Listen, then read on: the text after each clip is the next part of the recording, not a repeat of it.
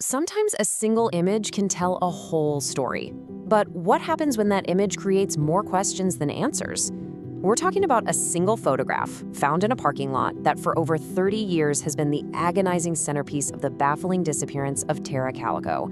We're going to explore how one piece of evidence can promise a solution, but end up creating an even deeper mystery. So let's just start with the question that really hangs over this entire case.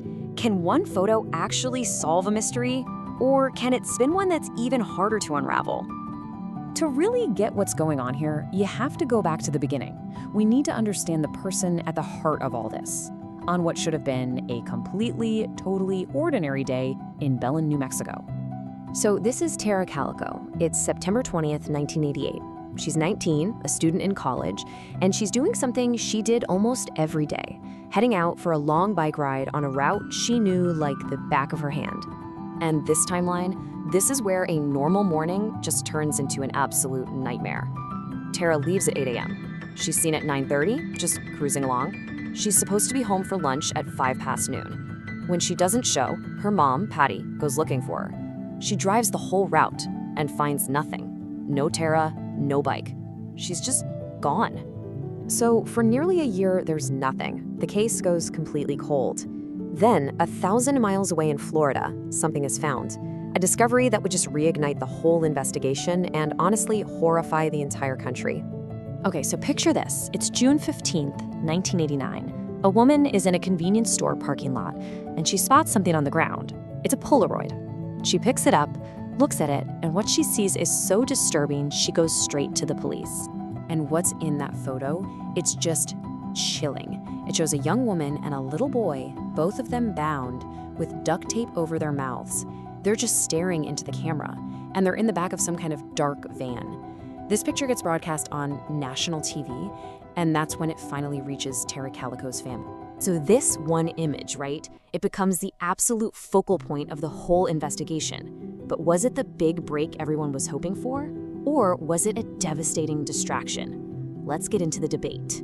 For Tara's mom, Patty, there wasn't a shadow of a doubt. She said, "I was convinced. I didn't need anybody else to tell me." For her, this absolutely terrifying image was also somehow a sign of hope. It meant Tara might still be alive. Okay, and here is where things get really complicated. On one hand, you have these incredibly compelling personal details. Tara's mom saw a faint scar on the woman's leg that she said matched one Tara had. And right there in the photo, next to the woman, is a copy of My Sweet Audrina, Tara's favorite book. But, on the other hand, the forensic analysis was a mess. The FBI said they couldn't be sure. Scotland Yard analyzed it and came back confident that it was not her. Plus, nobody has ever identified the young boy in the photo, which just adds another layer of mystery.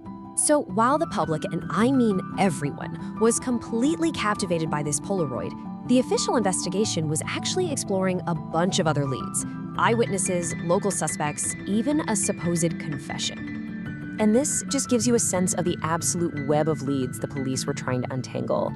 You had eyewitnesses who swore they saw a pickup truck following Tara that day. A couple of local guys were persons of interest for years. There was even a deathbed confession from someone pointing the finger at others. And, believe it or not, other weird Polaroids kept turning up, though they were all eventually dismissed. But you know what? At the end of the day, none of those leads, none of them, could compete with the haunting power of that one Polaroid. The image was so raw, so immediate, that it just completely overshadowed everything else, and it's defined this case in the public's mind for decades. So that really brings us to the legacy of this photograph. Why? Why does this one, grainy, decades-old picture still have such a powerful hold on all of us, all these years later? Well, it's because the Polaroid is a perfect textbook example of what investigators call ambiguous evidence. It's a piece of information that feels like it should give you a clear answer, but the more you look at it, the more questions you have. It gives you just enough detail to fuel endless debate, but not enough for any real solid certainty. And so that's the question we're left with, isn't it?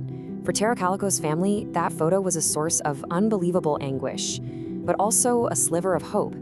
For investigators, it was a frustrating dead end that led nowhere. And for the rest of us, it's this unforgettable symbol of an unsolved mystery.